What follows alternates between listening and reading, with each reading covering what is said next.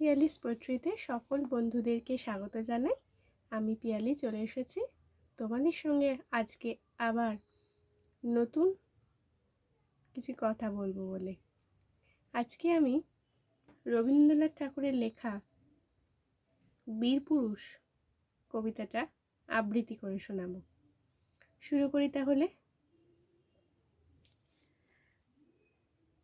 মনে করো যেন বিদেশ ঘুরে মাকে নিয়ে যাচ্ছি অনেক দূরে। তুমি যাচ্ছ পালকিতে মা চড়ে, দরজা দুটো একটুকু ফাঁক করে।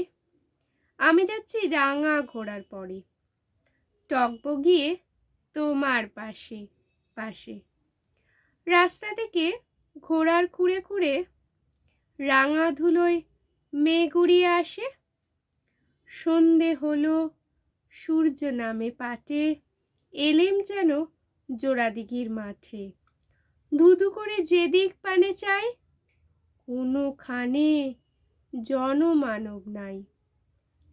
তুমি যেন আপন মনে তাই ভয় পেয়েছ, ভাবছ এলেম কোথা। আমি বলছি ভয় করো না মাগো, ওই দেখা যায় মরা নদীর সোতা। চোর কাটাতে মাঠ রয়েছে ঢেকে, মাঝখানেতে পথ গিয়েছে বেঁকে। গরু বাছুর নেই কোনোখানে, সন্ধে হতেই গেছে গায়ের পানে। আমরা কোথায় যাচ্ছি কে তা জানে, অন্ধকারে দেখা যায় না ভালো। তুমি যেন বললে আমায় ডেকে, দিঘির ধারে ওই যে কিসের আলো। এমন সময় হারে রে রে রে রে, ওই যে কারা আসতেছে ডাকছে রে। তুমি ভয় পালকিতে এক কোণে, ঠাকুর দেবতা স্মরণ করছো মনে।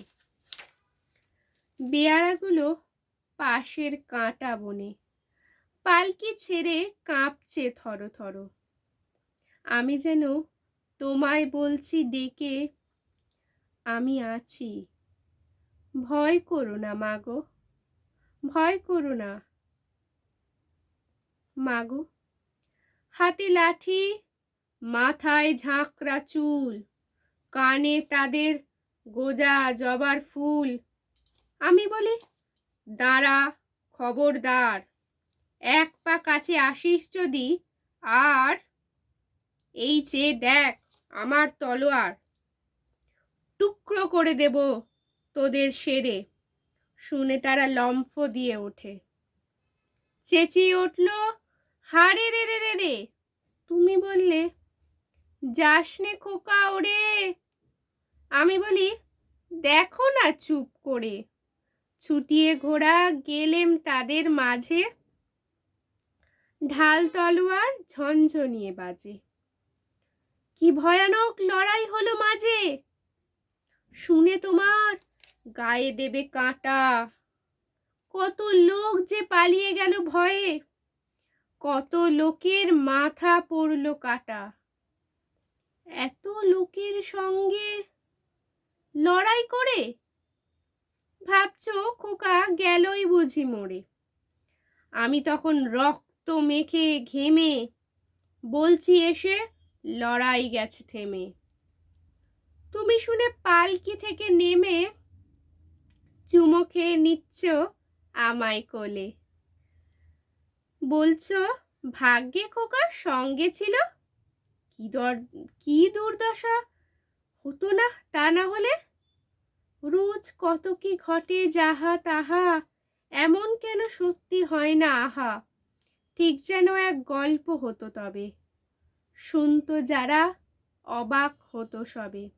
দাদা বলতো কেমন করে হবে, খোকার গায়ে এত কি জোর আছে। পাড়ার লোকে সবাই বলতো শুনে, ভাগ্যে খোকা ছিল মায়ের কাছে। আজকের এই বীরপুরুষ কবিতাটা তোমাদের কেমন লাগলো, পুরোটাই আজকে তোমাদেরকে আবৃত্তি করে শোনালাম। যদিও আমি আবৃত্তি করি না, কিন্তু তবু আমি একটু চেষ্টা করেছি। আমি আবৃত্তি শুনি, আবৃত্তি, কবিতা এগুলো শুনতে আমার খুবই ভালো লাগে।